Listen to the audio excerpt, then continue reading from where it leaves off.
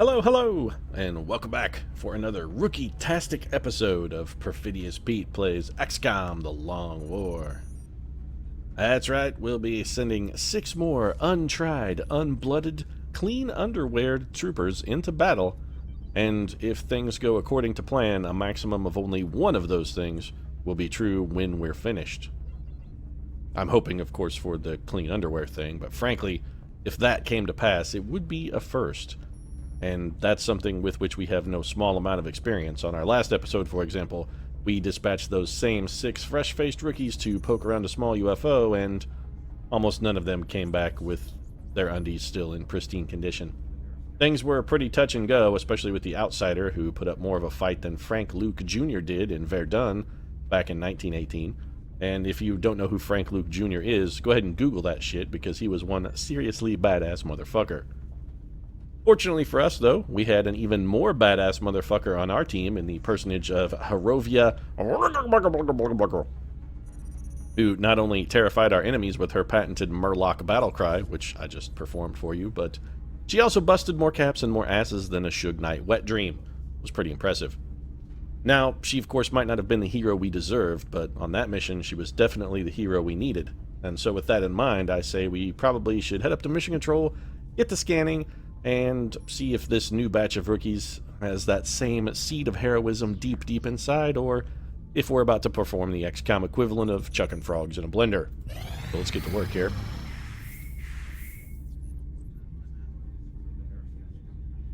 Nice to see a few of our specialists have come back online, and our access lift has completed. That's a benefit, I suppose. Actually, that is a benefit because we can excavate this steam vent now, and that'll help us get a steam generator online as quickly as possible. That is one of the things we're going to sort of prioritize is the steam vent, because we're going to be out of power pretty damn sweetly, so gonna need to get a new power generation facility up. We can't fuel the new power generation without the power. Personally, I think fueling the new power generation really should be Prince's responsibility, but his royal purpose has been falling down on the job lately. So I'm going to assume this is in the UK, then.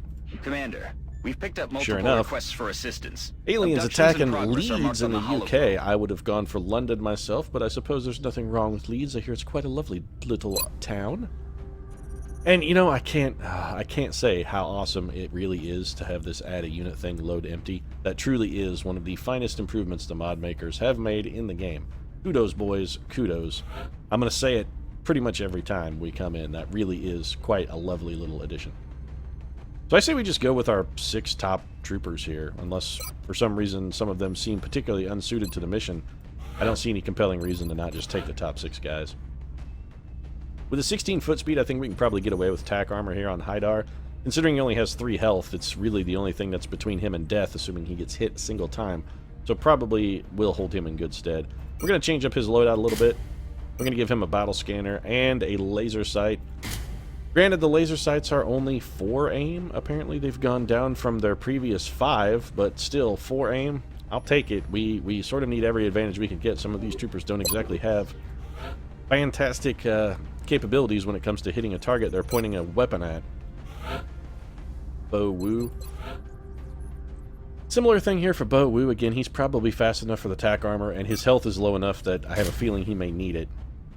Let's switch up his outfit a little bit. Let's go with a laser sight for Wu, and let's give him a med kit. We'll have Wu fill in as sort of our makeshift medic.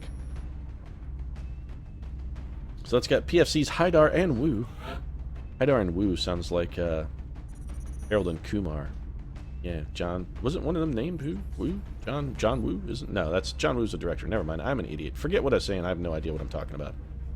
John Woo is the 2-gun pistolier Fury. Mumthus Haimon here is going to be going on a mission with the 15 foot speed. Again, we're going to go for the little heavier armor. The tack armor, we'll give her the assault rifle. Don't really like the carbines. I'm not really much of a fan. I'm sure someone out there is slapping their palm against their forehead right now going, man, take the carbines, they're so good. I've yet to see a good instance for them. They just don't do enough damage. At this early stage in the game, damage really is the most important thing. The difference between having to get lucky once and get a kill or get lucky twice, and given the aim on some of our troopers getting lucky twice, it really is quite a feat sometimes. They don't really have it in them. PFC Abdulrahman here. Again, she has a lower foot speed, but with just 3 health, I really sort of feel compelled to give him the attack armor. 4 damage, aliens can easily come up with that. We really can't afford... You know, I think actually the AP grenade is probably okay. We can't really afford to go with the 4 health units there. We sort of need the extra survivability this early in the game. I don't want to be losing troopers. LeBlanc is slow, but has a 5 starting health. And a bad, actually, never mind. Denise has a terrible aim. She should probably not be allowed to go on a mission ever. Let's take Fournier instead here.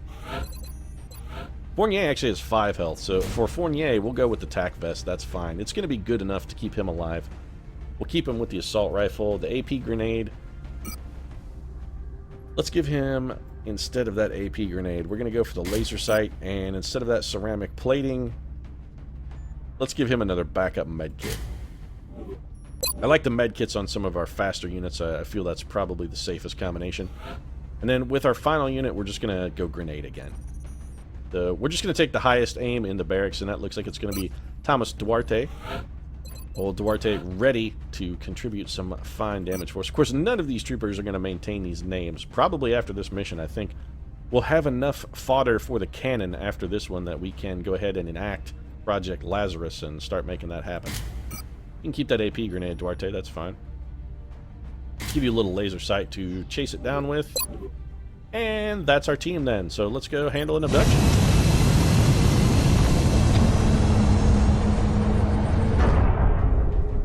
Now, if I were a smarter band, rather than taking 6 rookies on an abduction mission, probably the right play is to actually have leveled up some of our specialists and take them. Next deployment site is in the UK. But I really am interested in getting a large number of troopers promoted to specialists as quickly as possible, mostly because I want to get to 40 ranks, 40 total trooper ranks, so we can unlock our next barracks slot, so we can get 7 men on every mission. Operation Flying Thorn is ready. Or at least we're ready for it. I'm not sure if Operation Flying Thorn is ready for us. I also hope there's not an alien flinging like roses at us. That would be really weird. Wow, this is a very odd starting position for this mission. Roger, Big Sky. Reading you 5x5. Or is it? Yeah, this is really weird. This is actually usually where the aliens start. And I have to say, I'm kind of a fan of this particular starting position because normally the starting position on this map kind of has real shitty cover. This is considerably better. Hyman has one of our battle scanners. I say we advance. If we don't spot a pod right away, we just go ahead and have Hyman throw that scanner and see if we can get early eyes on some aliens here. Early eyes on aliens, by the way, would make a fantastic name for a band. So we do have enemies right there. We've got 2 drones. And they're just sort of out in the open. Let's see if we can set up a little ambush here. Little ambush. Is it... Yeah, is it technically an ambush if you don't move? I mean, isn't it more like we're stalking prey? I think you have to be stable or stationary to actually stage an ambush. I don't think you can stage an ambush while on the move. It's more of like just jumping the dude. Position confirmed. This is probably not a smart move, but I'm going to do it anyway. We definitely don't want to be on that rooftop. Let's just advance to here. Didn't pop the pods. We came out okay. Overwatch around the horn then, and we'll see if we can get somebody close enough to maybe take a poke at one of these drones. We've also got a sectoid up there. No, I see floating drone, but I don't see hidden sectoid. Floating drone, hidden sectoid. This fall, ABC. That's affirmative. Weapons free. So there's our drones, and they are activated, which they're coming to us. That's good. I'm glad they have made our shots easier. And rather than start off with the solid shots, I think what we'll do is try and take maybe some of our shots that aren't quite as high quality first and see if maybe we can get a little lucky. Not so far. Haidar and his flat top, not quite skilled enough to get the job done for us. What's your shot from here? 45. That's pretty good. I'm betting we can up that, though, if we move you a little bit closer. What do you say, Fournier? You say it's still 45%, huh? Well, that defies all logic, but okay, I guess. Fournier coming up empty. Target's still up. Duarte, 48. Well, I don't think it's going to get any better if we move you, so let's have you go ahead and take it. So on 3 coin flips so far, we've come up pretty much exactly empty. Let's see if Wu can do anything with 43. Someone has finally hit the mark. I'm glad somebody brought a gun. 52% for Hyman is probably not good enough. Heading out. Let's move Abdullah Rahman forward a little bit. She's got a 46%. That's actually almost as good as our very advanced trooper. Again, it's not fucking good enough, of course, because fuck, why would it be? If Hyman misses this shot, she gets hit. It's 50. Yeah, you know what? No, we take the shot because at this point we have so many troopers.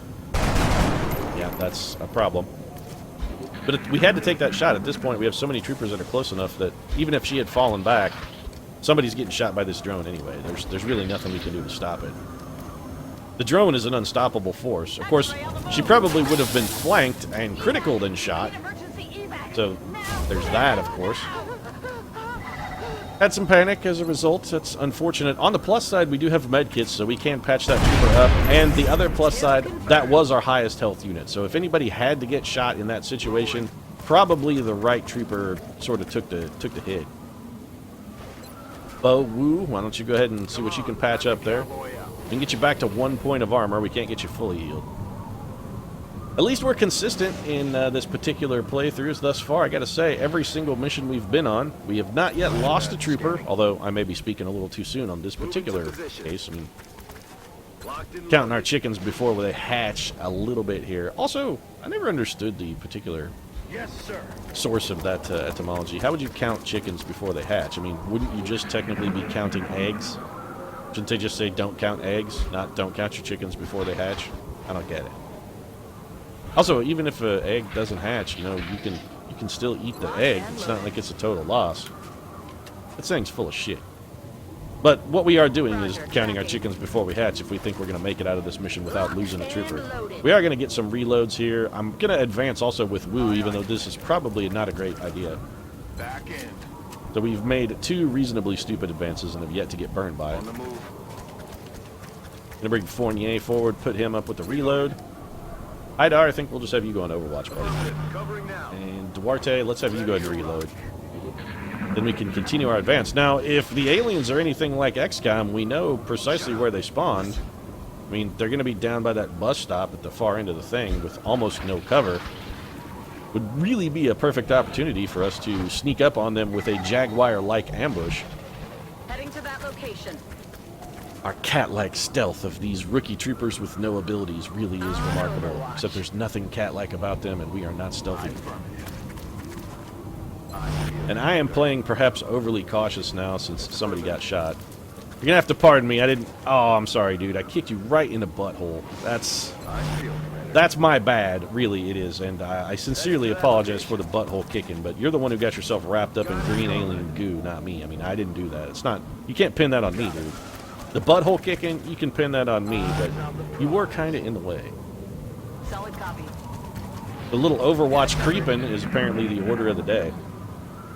Also, how great would that be a name for, like, your Facebook account? If your Facebook account was Overwatch Creeper, it'd be pretty sweet. So, we fired an entire cavalcade of bullets, and none of them even came close to an enemy.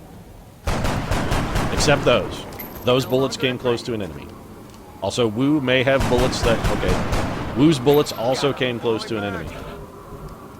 And people wonder why Overwatch creeping is such a popular strategy. I mean, you can say what you want. It is dull to watch. It's not really very entertaining, and it may not always be the most efficient strategy when it comes to speed, but the one thing you can't deny, it's pretty damn effective.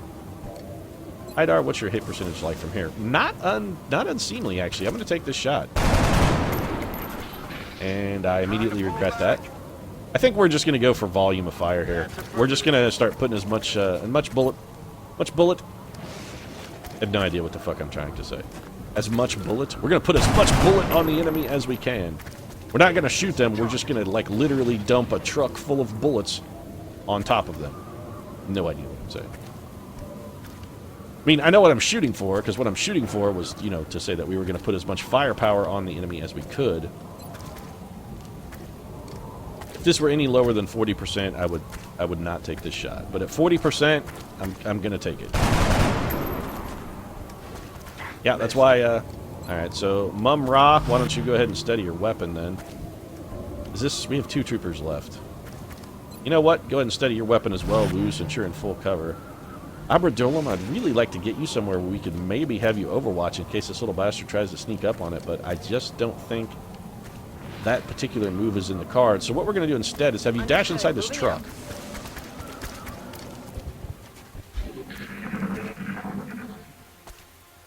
Little tactical advantage possibly could be had. If this guy shoots instead of overwatching, he's going to double move. That's odd. He also flanked himself. Little guy apparently wants to die. He flanked himself for one of our troopers that had steadied their weapon. I don't know what he was hoping to achieve. Or maybe he just realized that the chances of our troopers hitting anything are pretty much fuck all, so... Clearly it's not a gamble for this little guy. It was actually a fucking well-considered strategy. You've got to be kidding me. So yeah, it wasn't a gamble at all for the little guy. He knew exactly what he was doing and made precisely the right fucking move. Brilliantly played, Alien, I gotta say. We're gonna miss every single shot in the history of the world. Okay, game. Now you're just fucking trolling me. That... I'm a little salty. And by a little salty, I mean all the way salty. That was like 4 71% shots. Not a single fucking one of them hit a goddamn thing. That's not just bad luck. That's getting trolled. That's full on. This will be the one that hits, watch.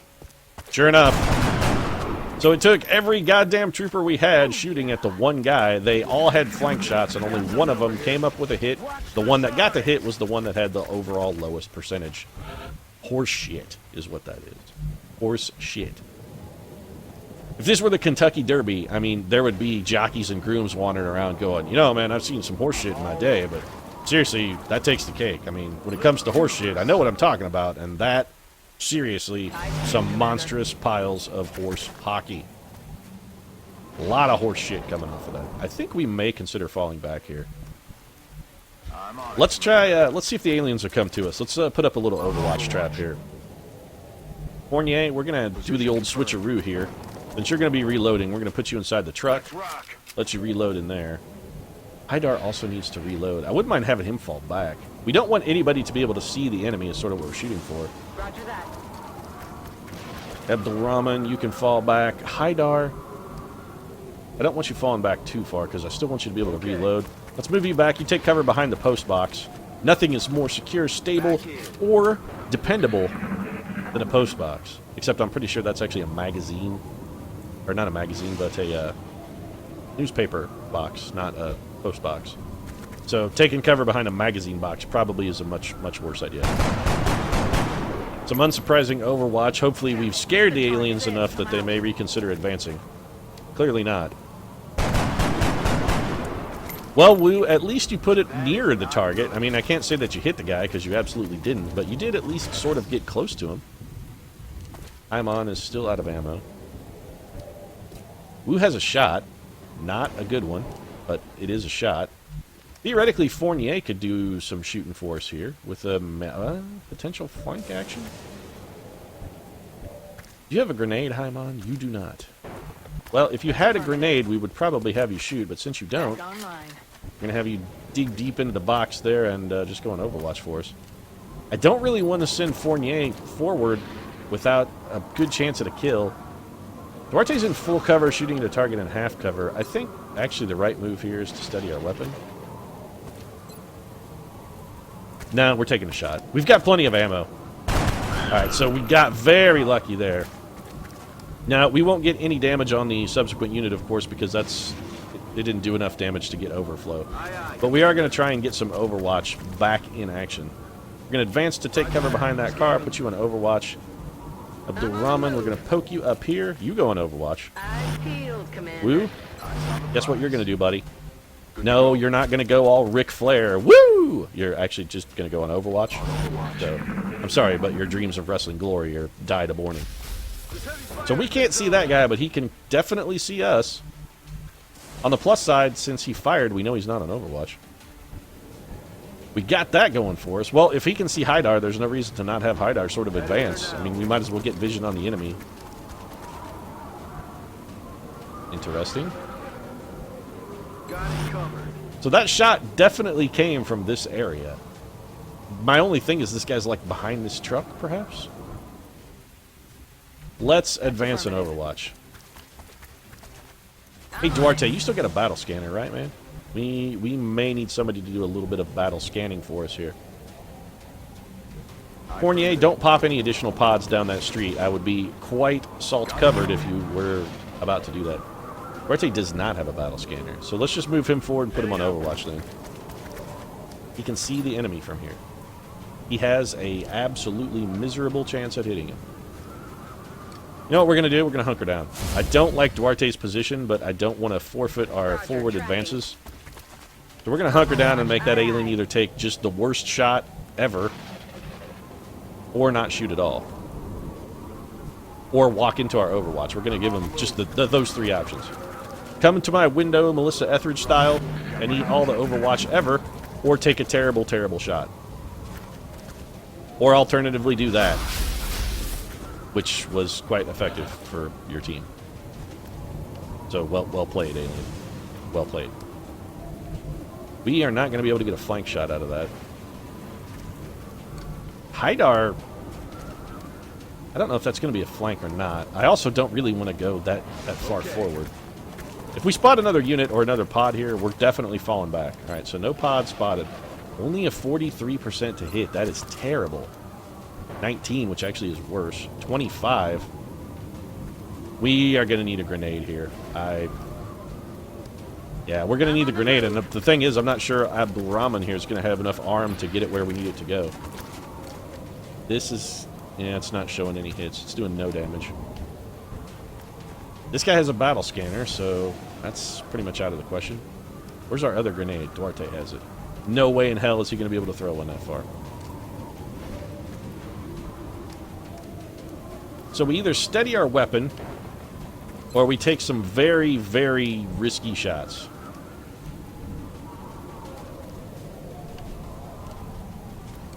Affirmative. That was... I'm an idiot. I'm just a straight-up freewheeling fucking moron. Moving to position.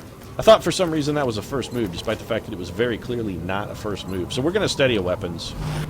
That's what we're going to have to do. Let's go Overwatch with Fournier. I'd say we have Haidar fall back, but there really isn't anywhere to have him fall back to. We can't afford, of course, to have him... we can't afford to have him... I really want him hunkered down. Why can he not occupy this tile? Why can't he get there, but into that tile behind cover? Alright, XCOM. I'm getting pretty salty here. I'm on it, Commander. So we're going to have to just straight up have him fall back. I really would prefer that he were hunkered down, but we're not going to get a chance to do that. Yes, Commander. What are the chances with a grenade? You can't even hit him with it. All right, go on Overwatch. This may be where we lose a trooper then. So we're going to steady our weapon. We're going to try and get this little bastard to move. Nope, he's shooting at the wounded trooper. Very lucky on the miss there. Very, very lucky. So worst case scenario now, we grenade the little son of a bitch. We can absolutely get a grenade on him if we need to. Who steadied their weapon last turn? You steadied, right, Haimon? You did. 39% is the best you can do, even after steadying. Okay, well, it was good enough. So, you know what? I'll take it. Only 2 troopers wounded on that one, so we're sort of keeping pace, but 7 aliens on an abduction? It's like they're not even trying. Apparently, the aliens also don't have enough power to fuel the new power generation, so it's not just fucking Prince in that respect.